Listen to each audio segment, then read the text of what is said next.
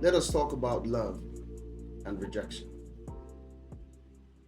When we do the wrong thing, when we offend others, or when we sin against man or God, we expect judgment, rejection, a harsh response, or a correction. We know oftentimes when we've done the wrong thing. But there's something else about sin or doing the wrong thing. It comes with a feeling of shame because when you do the wrong thing, you are not proud of it. So, shame.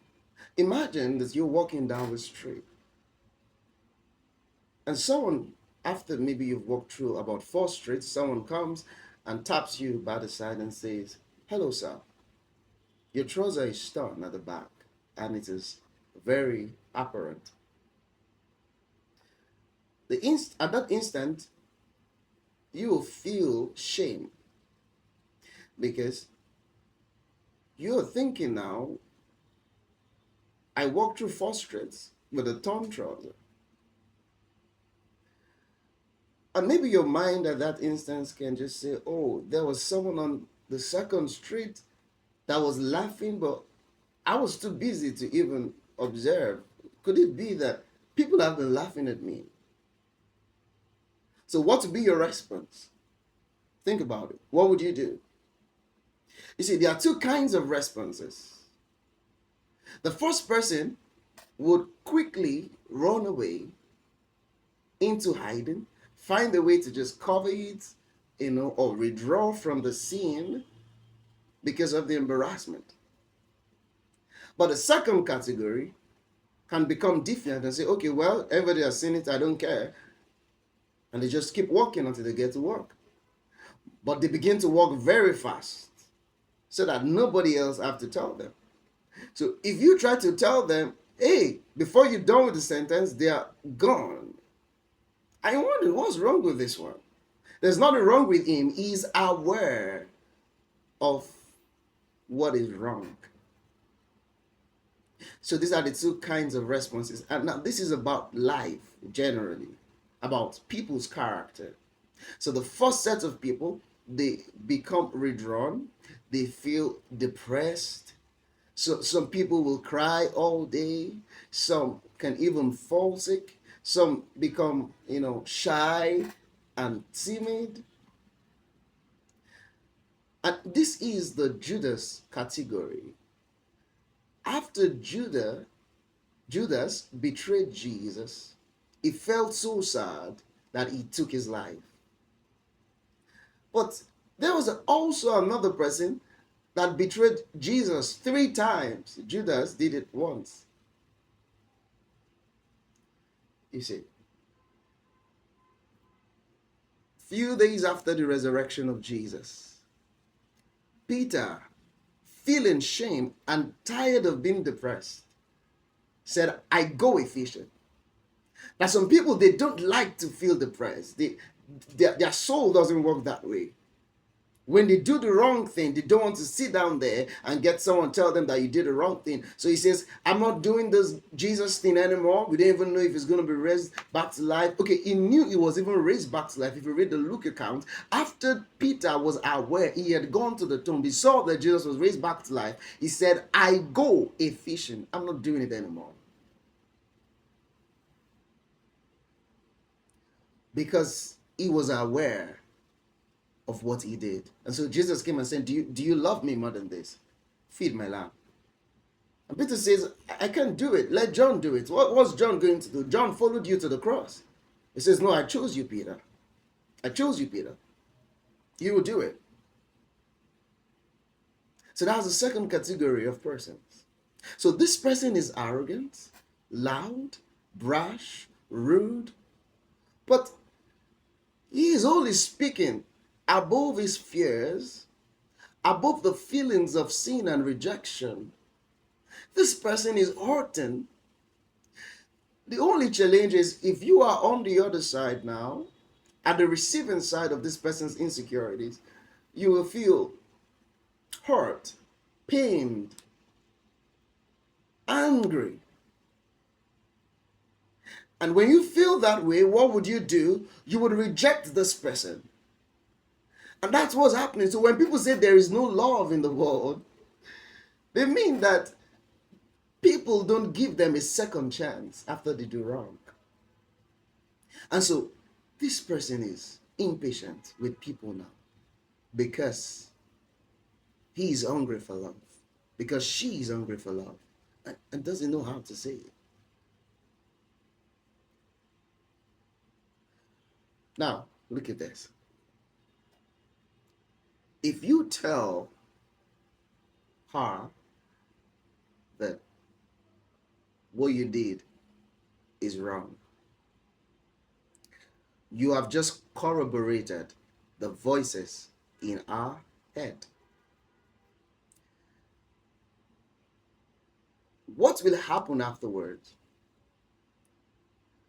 It will move from a knowledge of wrong to the feeling of pain. I don't know if you know it, except if you're skillful with it. When we tell people they are wrong, and we say, oh, I'm disappointed in you, they already knew that you are disappointed. So they feel hurt. Now, and this is the problem. The hurt they feel they don't have the right to feel hurt, but they know they feel hurt because they know they've done wrong.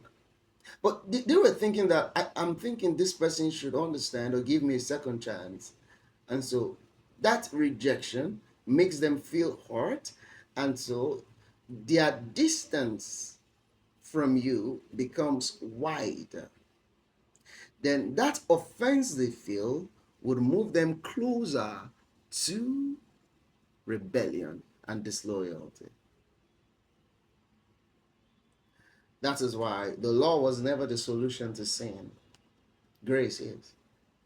And how did God respond to a sinful world? While we were yet sinners, he died for us. Because the sinner is only a person hungry for love. But this is the problem now. When we find someone depressed, we respond to depression with love and compassion. We feel like the one that is remorseful deserves love, and the one that is not remorseful does not deserve love. But the one that is remorseful is only expressing rejection according to the uniqueness of her soul. And that thing is also as toxic, or perhaps even more toxic, than the one that is rude and arrogant. Because which would you prefer? A silent killer or a loud killer? How do you want to be killed? So if he's a loud killer, we know that, oh, this is a killer. But this one now, we trust this one. So you see, so the depressed one is going through something very serious.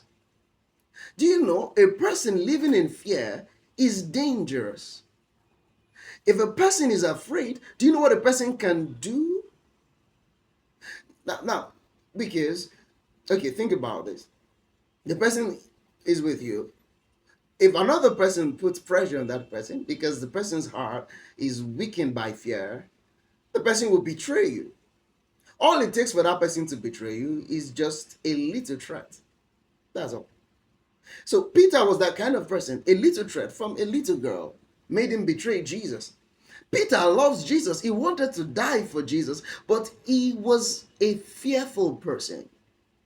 So you see that fear now is also as toxic as arrogance. But because we don't understand these things, or many don't understand these things, we respond to arrogant people with less compassion. But the next time you hear that person speaking so loud, the volume is increased above the voices of sin, rejection, insecurity, insufficiency. We need to redefine what is, what we call rude, even though rude is rude, but this person is only rude because this person is hurting. Are we excusing the behavior? No, we are defining the behavior so that we can prefer a solution. So God responded to the world with love. Because the only power that transforms or changes the world, or that can transform a man or change a man, is love. So think about this. If I wrong you and I know I did it, I'm expecting you to judge me. If you come and forgive me and even do something good to me after I did that to you, I feel like I owe you. You have given me the strength to be loyal to you. But if you reject me, accuse me, throw me away, you can correct, but you reject now, you condemn, you throw away, what have you done? You have just created a disloyal person. And many times we create disloyal people, not all the time, but many times. The people who refuse to show love, they begin to hurt until they start spilling over so many persons. In this season, I want you to do something.